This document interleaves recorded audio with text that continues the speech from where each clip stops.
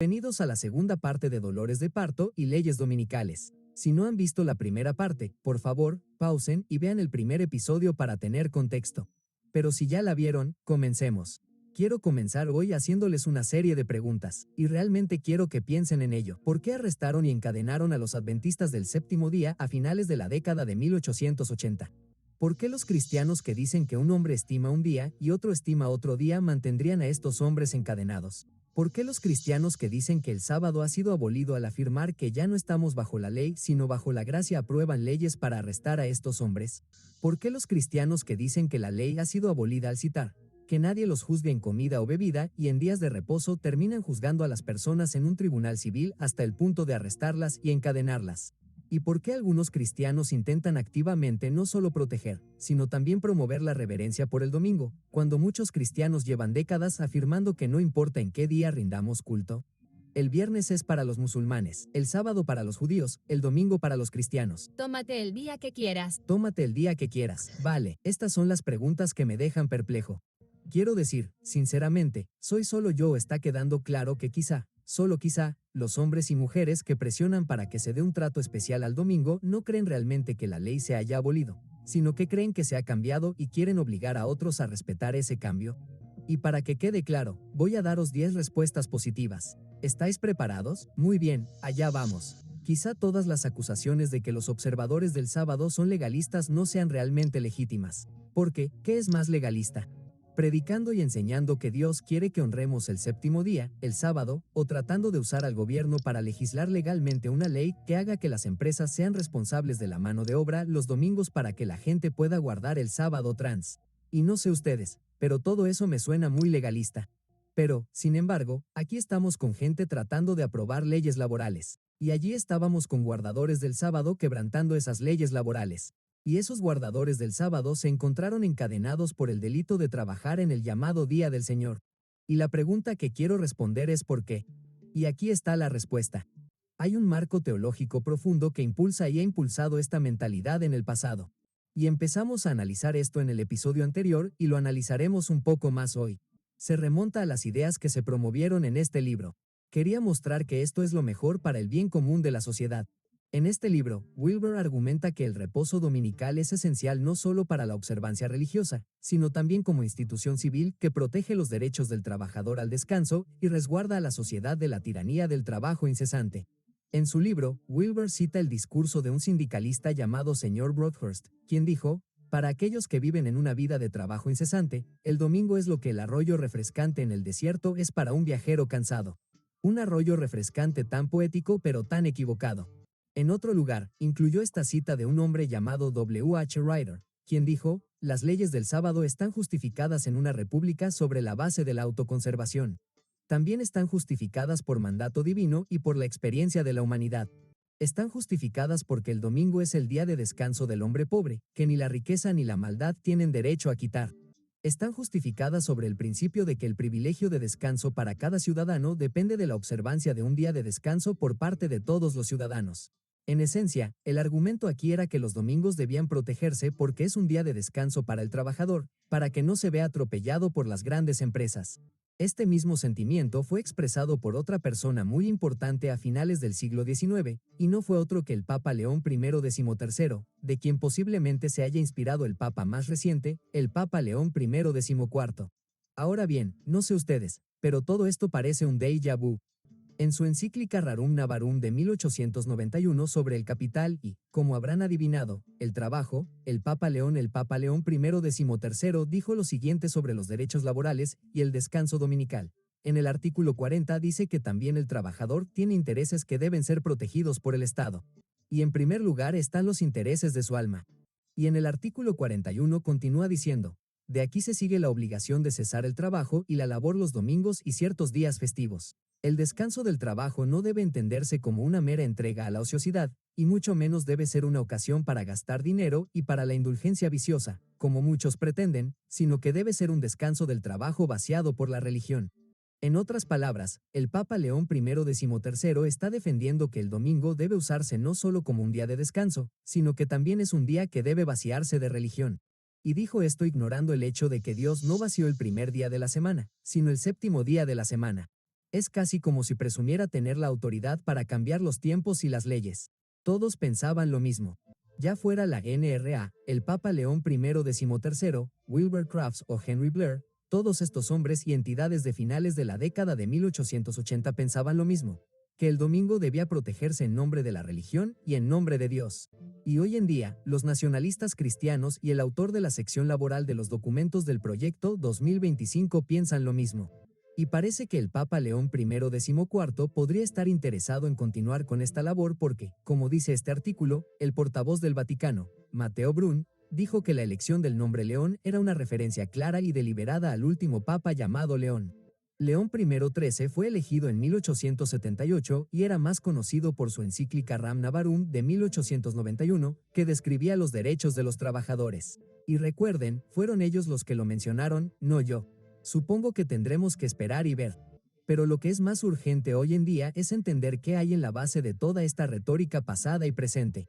¿Qué es lo que realmente impulsa este movimiento para proteger y honrar el domingo? Para averiguarlo, echemos un vistazo a otra encíclica escrita por el Papa León I en el siglo XIII titulada Día Inmortal.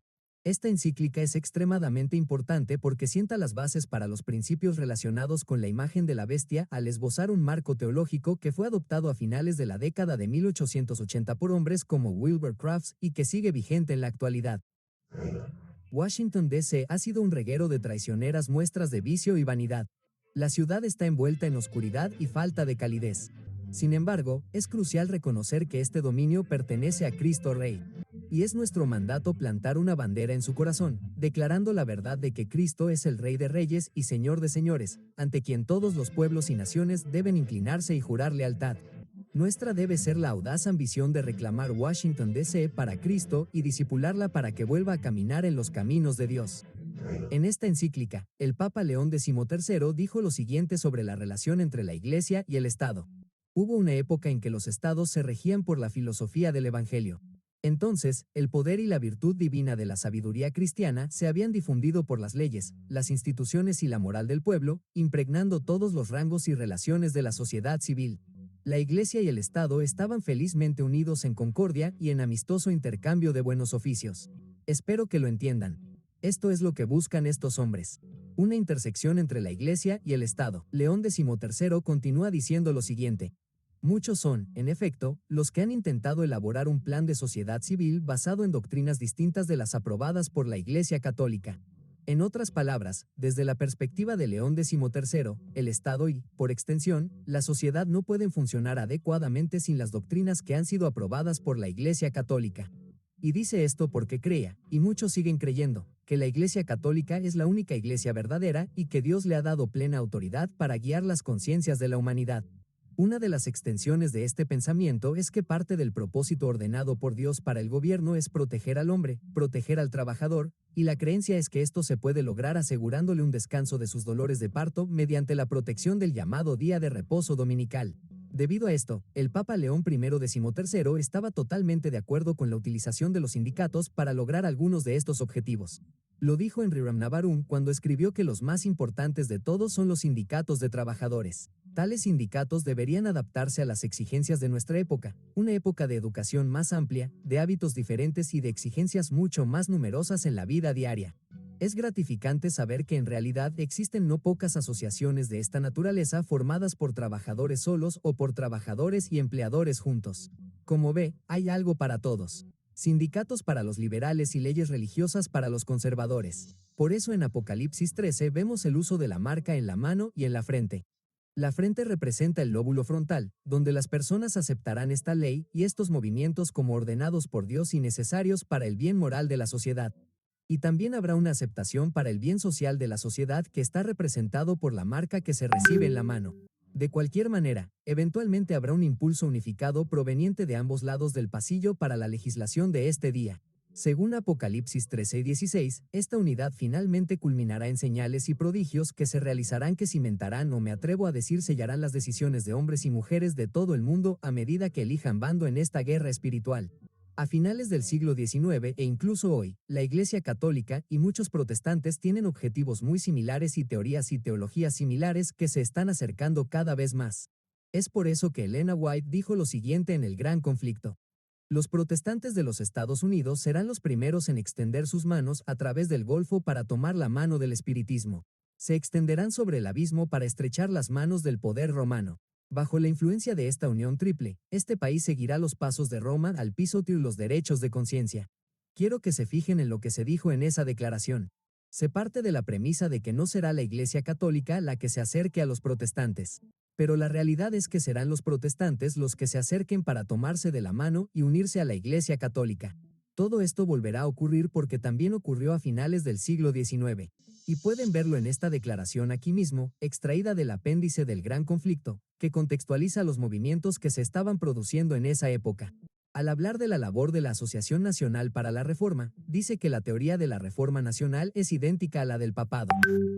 Por lo tanto, el establecimiento de la teoría de la Reforma Nacional en este gobierno no será más que la creación de una imagen viva del papado.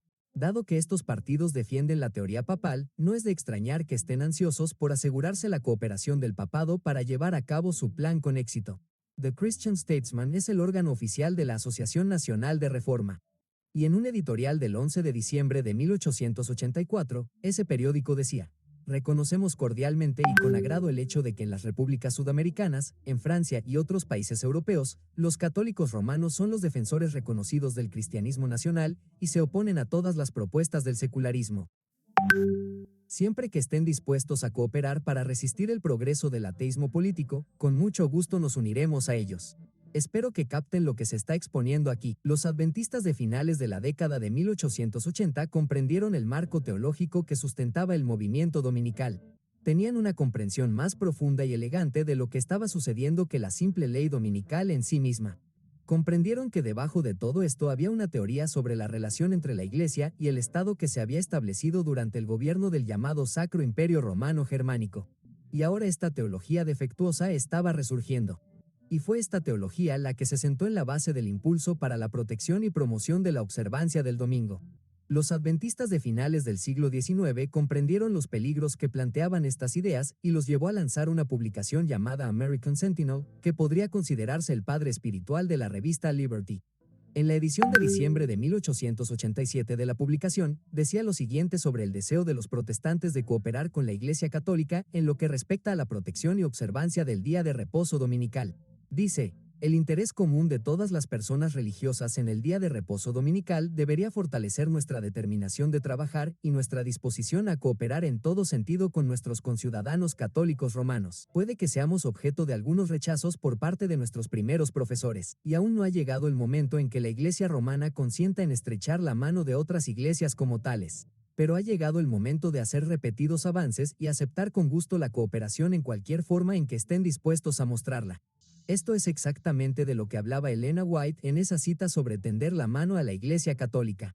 Y ahora observemos estas declaraciones durante los dolores de parto de finales del siglo XIX que también se registraron en el apéndice del Gran Conflicto que describe los movimientos de la NRA como en perfecto acuerdo con la encíclica del Papa León I XIII de 1885.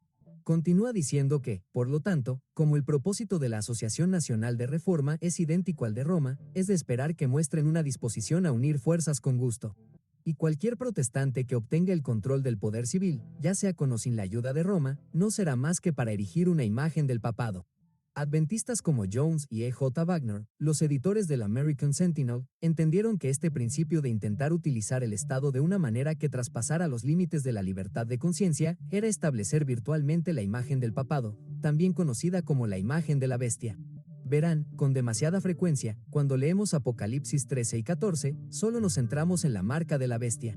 Solo nos centramos en la ley dominical. Pero ¿qué pasa con la imagen de la bestia?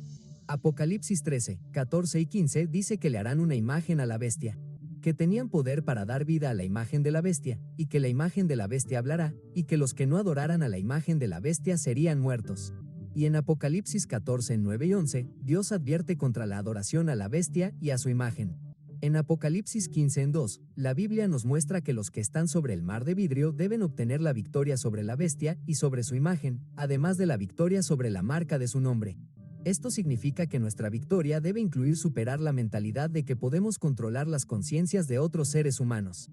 Y, por extensión, eso significa que debemos obtener la victoria sobre esta mentalidad de que Dios quiere usar el Estado para controlar la moral de la humanidad. Porque como dije en el episodio 1 de esta serie, Dios es un Dios de libertad y no nos obligará a descansar ni a adorar ningún día. Y esto, amigos míos, nos lleva al punto de partida. Al comienzo de este video, hice varias preguntas sobre por qué los adventistas del séptimo día acabaron arrestados sirviendo en cuadrillas de presos por trabajar en el llamado día de reposo dominical. Es porque estaban violando la ley creada por el hombre que los obligaba a descansar en un día que Dios no bendecía. Y esta comprensión no debe pasarse por alto. ¿Cómo puede alguien tener derecho a obligar a otro hombre a descansar? Mi postura es que, basándome en la historia y en la profecía, este deseo de obligar a otros a descansar conducirá en última instancia a obligar a otros a adorar. Y es por eso que tenemos que hablar de esto desde ahora y no esperar a que los fanáticos cristianos lleven esta coacción a su conclusión natural, que es legislar el culto. En el siguiente y último episodio de esta serie, haremos otro viaje al pasado, incluso más atrás en el tiempo, donde encontraremos los cimientos y el proceso de estas leyes laborales y dolores de parto, y también los cimientos de la teología que impulsa el deseo entre los cristianos de utilizar el Estado para lograr sus objetivos. Al hacer esto, podemos obtener una imagen completa de dónde ha estado la humanidad y hacia dónde se dirige. Así que, si aún no lo has hecho, suscríbete y comparte este video porque realmente tenemos que hacer nuestra parte para que la gente empiece a pensar más profundamente sobre estos temas. Así que, permanece atento porque, lamentablemente, los dolores de parto están a punto de empeorar. Dios los bendiga.